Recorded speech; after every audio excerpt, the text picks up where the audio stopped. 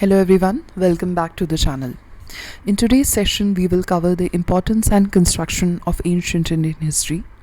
We will go through the importance of ancient Indian history and the various sources, material remains, coins, inscriptions, literary works, foreign accounts, and finally the historical sense.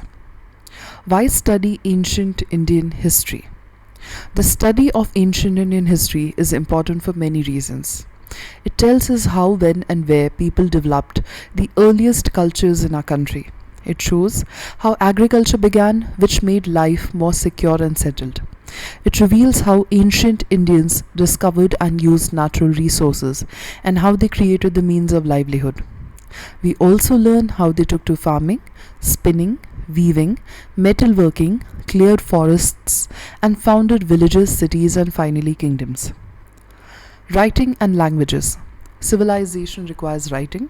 The different forms of writing in India today are all developed from ancient scripts. Languages we speak today also have ancient roots and developed through centuries. Cultural and ethnic mixing. India was a crucible of races, the pre-Aryans, Indo-Aryans, Greeks, Scythians, Hunas, Turks, and many others settled here. Each contributed to culture. Over time, they mixed so much that none remain identifiable in their pure form. Religion and unity in diversity. India has always been the land of several religions.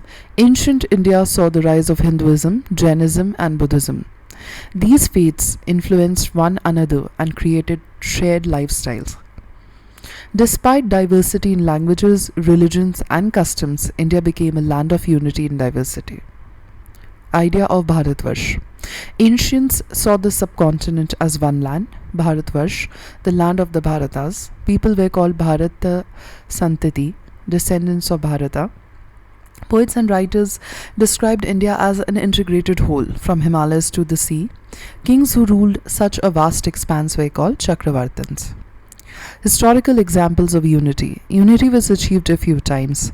Ashoka in the 3rd century BCE ruled nearly all of India. In the 4th century AD, Samudragupta extended power from Himalayas to south, that is Tamil Nadu. In the 7th century, Pulkeshin II checked Harshavardhan in the south, showing India's interconnected politics. Names: Sindhu, Hind, India. Foreigners recognized India's unity. They first met people on the Sindhu or Indus River and named the land after it. The word Hind comes from Sindhu. Greeks called it India. Persians and Arabs used Hind. Linguistic and cultural unity. In the 3rd century BC, Prakrit was the lingua franca.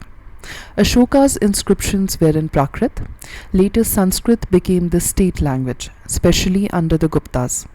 Even after Gupta political fragmentation, Sanskrit was used in official documents. Epics and cultural bond.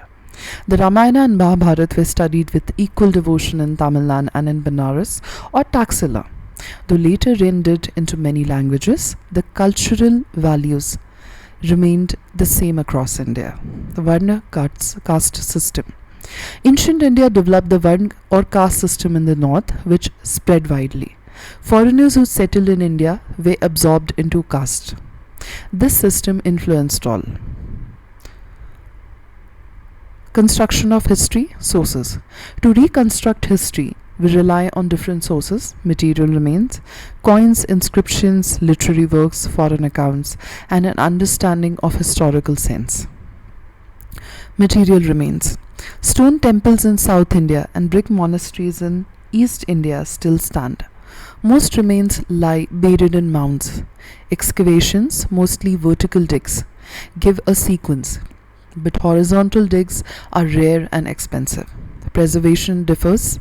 Dry climates keep antiquities safe, but in humid areas, iron corrodes and mud structures vanish. Excavations have revealed cities from around 2500 BC in northwestern India. Settlements and megaliths. Excavations reveal Gangetic Basin life, settlements, pottery, houses, cereals, tools.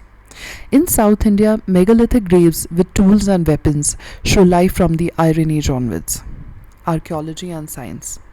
The science of systematic digging is called archaeology. Scientific techniques include radiocarbon dating, pollen analysis for vegetation, metallurgy to study artifacts, and animal bones to know domestication and uses. Evidence shows agriculture in Rajasthan and Kashmir around 6000 BCE. Coins, numismatics. Coins are a vital source. India used metal coins, copper, silver, gold, lead. Burnt clay molds were common in the Kushan period, but rare later. People hoarded coins in vessels.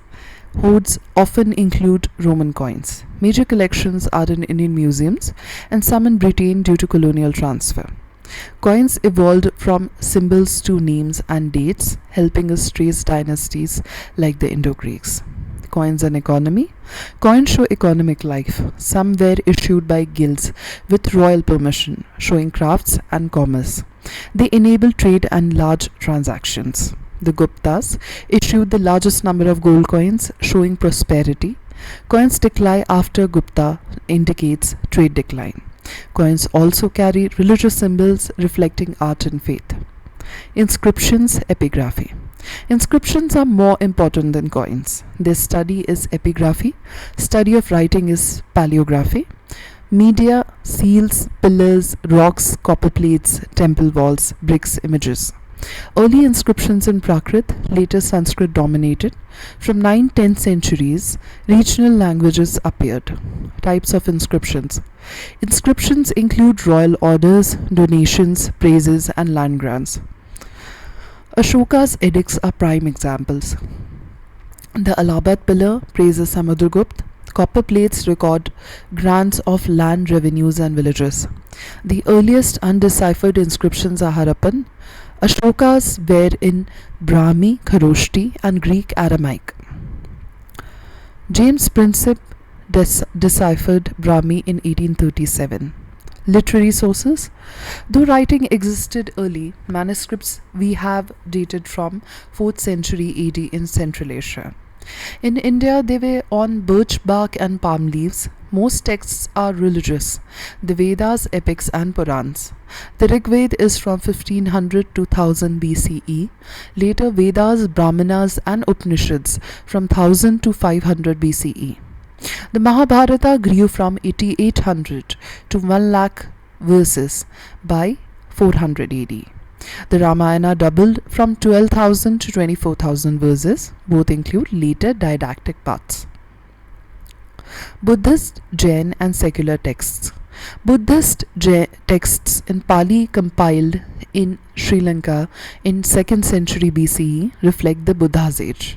The Jatakas tell us about society and economy from 5th to 2nd century BCE.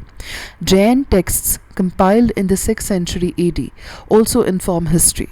Secular works include Dharma Sutras and Smritis laying laws and duties. Kautilya's Arthashastra, compiled between 0 to 200 AD, is key to Mauryan polity. Works of Kalidas, Bhash, and Banbhat reflect Gupta and post-Gupta life. Sangam Tamil literature shows trade and society in Tamilakam. Foreign accounts supplement Indian sources. Greeks described Alexander's invasion. Megasthenes, envoy of Seleucus Nicator, wrote Indica on Mauryan society. Romans like Pliny and Ptolemy wrote about Indian-Roman trade.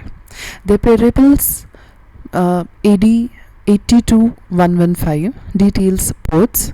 Chinese pilgrims Fayan 5th century and Wensang 7th century described Gupta and Harsha's India, focusing on Buddhism, society, and administration. Historical sense. Indians are often said to lack historical sense as they did not write like Greeks. But Purans gave dynastic lists, though mixed with mythology. They spoke of 4 ages, Kret, Tret, Dwapar, Kali, showing degeneration over time. Inscriptions recorded events with dates.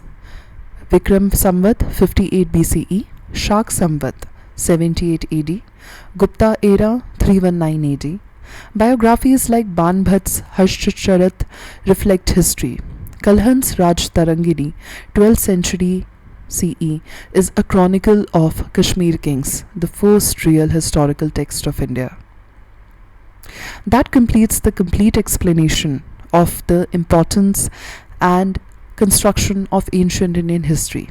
We saw how India's history was built from archaeology, coins, inscriptions, literature, foreign account, and historical writing.